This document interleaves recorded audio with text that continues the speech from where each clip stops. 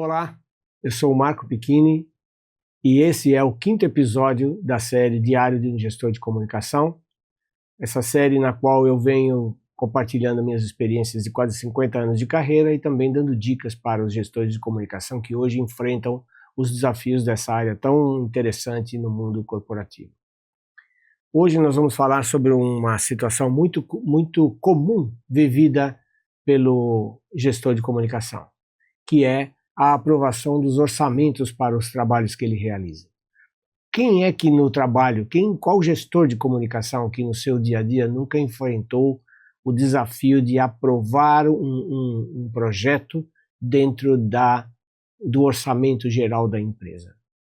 E uma das formas que eu acho mais interessantes de enfrentar e vencer esse desafio é exatamente falar a linguagem da empresa, que é falar a linguagem que os outros diretores da corporação, o presidente, o diretor financeiro, todos eles, entendem de uma maneira mais correta aquilo que você está se propondo a fazer.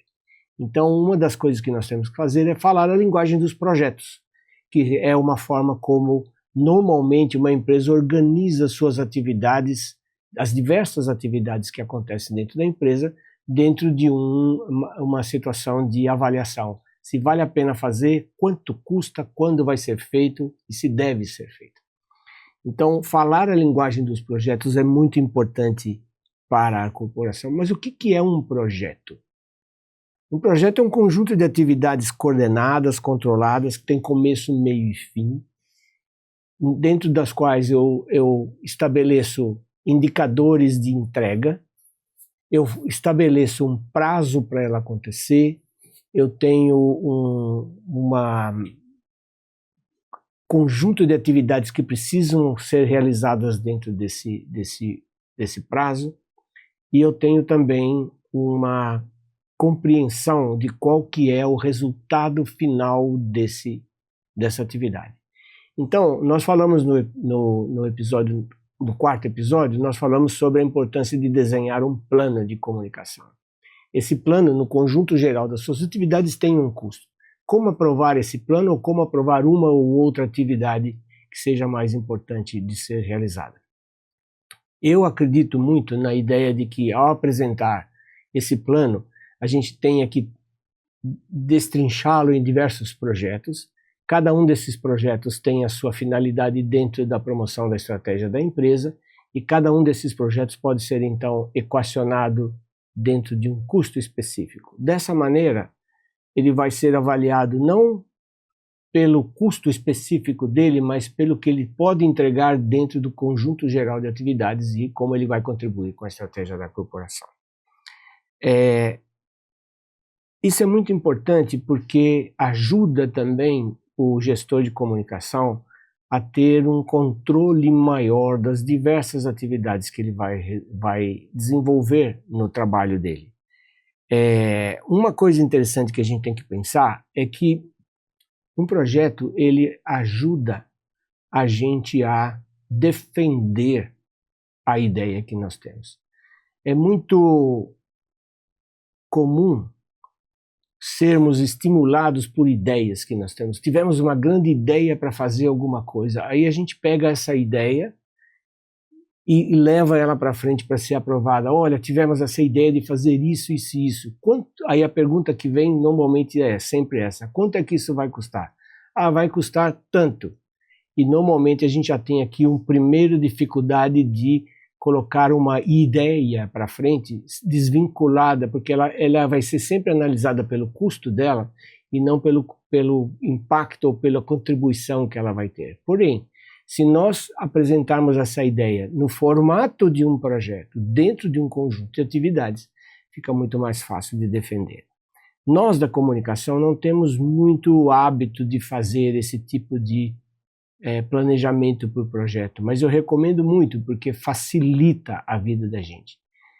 Nós não fomos treinados para isso e eu acho interessante a gente aprender a fazer isso. Pode se aprender na prática, pode se estudar sobre isso, pode fazer um curso, pode ter ajuda interna na corporação de alguém que saiba fazer e gerir um projeto. Normalmente um gestor de comunicação ele tem outras tarefas, outras atividades que impedem que ele se debruce muito especificamente sobre a gestão de um projeto. Então, um auxílio de alguém que tenha essa capacidade é sempre muito útil e muito interessante. Como é que se faz um projeto? Por que ele tem que ser feito? Olha, um projeto ele sempre começa com uma definição de um objetivo a ser alcançado por ele. Eu estou fazendo esse projeto por quê? Qual é a contribuição, quando eu encerrá-lo, qual é a contribuição que ele vai dar para a empresa? Então, dentro da formulação de um projeto, aquilo que a gente pode chamar de uma iniciação do projeto, é onde eu vou definir o que vai ser feito e qual é a entrega esperada ao final dele. Isso tem que ficar muito claro desde o início de um projeto assim. Você tem que definir o que ele precisa entregar no final, qual que é a contribuição que ele vai fazer. Isso vai ser uma espécie de direcionamento de todas as atividades que vão ser feitas dentro dele. A segunda etapa de um projeto é fazer um planejamento, é entender. É quando o negócio sai do papel, quando você sai da cabeça e vai para uma atividade coordenada de trabalho, que você vai entender todas as pessoas que vão trabalhar, a quantidade de trabalho que vai ser feito, as atividades que serão realizadas, se tem custos envolvidos, qual é todas as complicações e todas as interações que você vai ter que fazer com outras pessoas, outros departamentos, para fazer com que aquilo aconteça. Então, nesse planejamento, que é uma parte em que você deve dedicar bastante tempo de pensamento com a contribuição da equipe, com a contribuição dessa pessoa que seja especialista em projeto, contribuição de outras áreas da empresa para entender as complexidades daquilo que você está pensando em fazer, ela vai te dar uma capacidade de entender se é um projeto realizável ou não.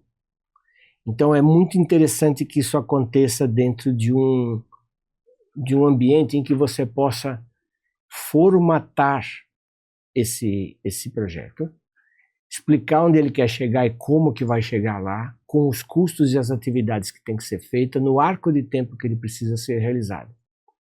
Quando a gente apresenta uma ideia formatada na forma de um projeto, a primeira avaliação que vai ser feita é que você usou um método de trabalho que todo mundo na empresa reconhece. Isso já é um primeiro ponto favorável para que a sua ideia seja avaliada. A segunda coisa é que quando você vai explicar esse projeto, dividido em objetivo, complexidades, custo, realização, tempo, etc., dá também uma ideia de organização muito boa para que ele possa ser avaliado na completude dele. E é também uma maneira da gente colocar esse e outros projetos dentro de um plano no qual a avaliação deixa de ser apenas de um projeto, mas é a avaliação de um conjunto de atividades que permitirá ao próprio gestor de comunicação definir aquilo que ele consegue ou não consegue fazer, aquilo que é importante ou não é importante de fazer, aquilo que é mais fácil ou mais difícil ou complicado ou quase impossível de fazer, e também para a direção da empresa aprovar um plano completo e seus diversos projetos dentro desse plano. Parece muito trabalho? É bastante trabalho, mas feito uma vez facilita muito a execução de todos desses projetos. E uma coisa importante dentro do planejamento é definir quais são aquela sigla famosa, os KPIs, né, os Key Project Indicators, que são os pontos nos quais eu vou medir os indicadores de eficácia desse projeto, os indicadores que vão determinar se eu estou entregando aquilo que eu prometi naquela fase de iniciação, naquela definição do projeto que eu vou fazer. Esse conjunto de ferramentas que um projeto entrega para o gestor, ele é um facilitador para que ele consiga executar o seu trabalho. Na minha vida profissional, eu enfrentei diversas situações como essas. E o mais interessante é que, em alguns casos, o fato de você ter um projeto encaixado dentro da estratégia permite que as ideias mais malucas ou mais ousadas possam ser aprovadas e até abraçadas com entusiasmo por todos aqueles que teoricamente poderiam ir contra por causa do custo ou por causa da complexidade. Eles consigam ver, entender e compreender a importância daquela ideia que você teve transformada num projeto e compram essa ideia, compram esse projeto e entram dentro dele apoiando para que ele aconteça de uma maneira real. Eu vou usar mais um exemplo aqui da minha experiência como diretor de comunicação da Iveco, mas eu acho que esse é um exemplo muito interessante. Houve um momento em que a Iveco precisava lançar um novo caminhão médio no mercado. Um caminhão que se chamava Tector. Está no mercado ainda, existe. Esse caminhão Tector, ele tinha a missão como produto de desenvolver mercados no Brasil, novos segmentos de mercado, ampliar as vendas da empresa no Brasil, o maior mercado da América Latina, mas ele era também muito importante na Argentina e seria um produto que venderia no Uruguai e em outros países da América Latina, especialmente a Venezuela também. Então, o desafio era como eu vou lançar um produto com uma missão tão importante, tão abrangente, de uma forma real, impactante, definitiva, para que o produto pudesse descolar no mercado de uma maneira correta em todos esses países. A alternativa era fazer um evento no Brasil, um na Argentina, um no Uruguai, um na Venezuela e assim por diante. Nós então definimos que a gente iria fazer, nós pensamos que talvez fosse interessante fazer um evento latino-americano que colocaria o produto dentro da sua missão latino-americana e que pudesse impactar todos os presentes exatamente com essa sua amplitude, essa ambição ampliada que ele tinha. E começamos a pensar como fazer um evento único para toda a América Latina. De que maneira a gente poderia fazer isso? Então, depois de analisar diversas hipóteses, veio a ideia de que a gente poderia reunir todos os convidados, que eram cerca de 1.000 pessoas, entre jornalistas, representantes comerciais, distribuidores de veículos, concessionários e outras stakeholders. Eram quase 1.000 pessoas. Aonde reunir 1.000 pessoas? Como juntar 1.000 pessoas num único local? E começaram as dificuldades práticas dessa ideia. Até que veio a sugestão de fazermos isso em um navio, em um cruzeiro. A ideia, a princípio, pareceu muito maluca. Como assim fazer o lançamento de um caminhão dentro de um navio? Porém, havia algumas vantagens. Eu teria 1.000 pessoas ao mesmo tempo, eu poderia fazer evento dentro do navio, todo mundo no único local, com facilidades de alimentação, acomodação, etc.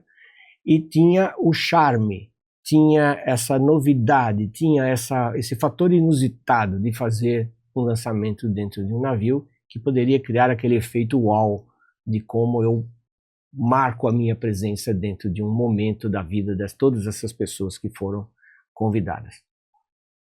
Fizemos algumas pesquisas, levantamos os custos, etc. Fizemos uma projeção, montamos esse projeto desse evento em um navio e apresentamos para a direção da empresa. Para nossa surpresa, a ideia foi compreendida de imediato, o projeto bem feito foi entendido na sua completude, custos, toda a sua organização, todos os fatores que eram necessários para aquele projeto dar certo. Foi aprovado, a gente conseguiu fazer esse evento de uma maneira bastante impactante. Fizemos um cruzeiro num navio que saiu de Santos, foi até o Rio de Janeiro e voltou, e foi um sucesso. foi muito marcante para todos. Inclusive teve a participação do Felipe Massa, da Ferrari, que esteve conosco nessa época, porque a Iveco havia fechado um acordo de co-branding com a Ferrari aqui no Brasil. Então, foi uma maneira muito interessante de passar a nossa mensagem, e foi também para mim uma comprovação de que quando a gente tem um projeto bem amarrado, apresentado de uma maneira que, numa linguagem que a empresa entende, uma linguagem de negócio, uma linguagem de organização, a gente pode fazer com que as ideias mais improváveis possam se tornar uma realidade. Se você é um gestor de comunicação e enfrenta desafios como esse que eu acabei de descrever nesse episódio, fale comigo. Quem sabe a gente possa conversar, trocar ideias e eu possa ajudá-lo a resolver e enfrentar os seus desafios e vencê-los da maneira como você espera. Você pode acessar o QR Code que aparece aqui na tela ou no link aqui embaixo na descrição do vídeo e marcar essa entrevista e a gente vai bater um papo e eu acho que vai ser muito interessante para você. Te aguardo lá. Obrigado.